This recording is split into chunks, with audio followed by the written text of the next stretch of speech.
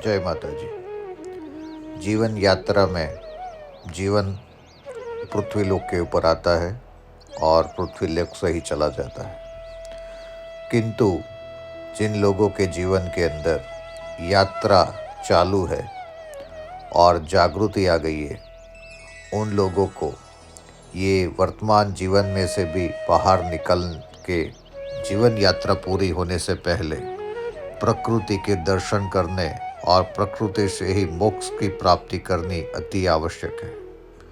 क्योंकि ऐसे ही जीवन दिन चले जा रहे हैं और हमारी जीवन यात्रा पूरी हो रही है।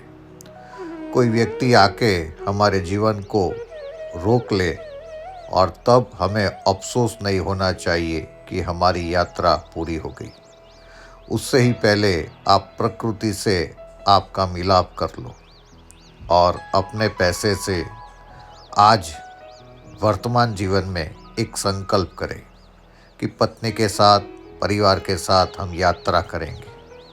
क्योंकि जीवन के अंदर कुछ व्यक्ति और वस्तु हम दूर से देखते हैं तब हमें आनंद होता है, और जैसे ही हम पास जाते हैं वैसे ही हमें कुछ अलग एहसास होता है।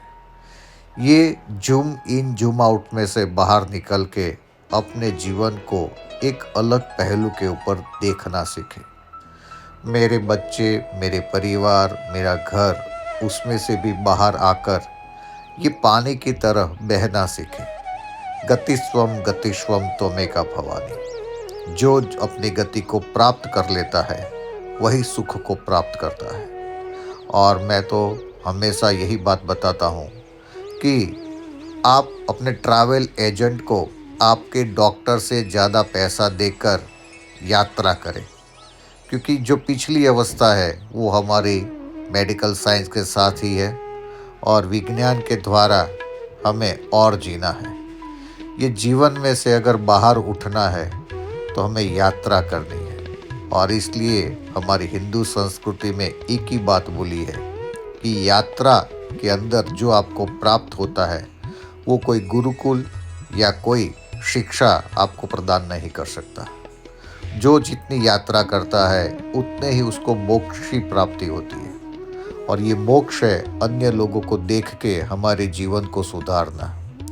तो जीवन भर हम हमारी गति को एक ऐसे मोड़ के ऊपर ले जाए जहाँ से हमें कुछ प्राप्त होता है। अन्य के लिए हमने बहुत यात्रा की, अन्य के सुख के लिए हमने बहुत प्रार्थना की, अब हमारे लिए करें। अस्तु।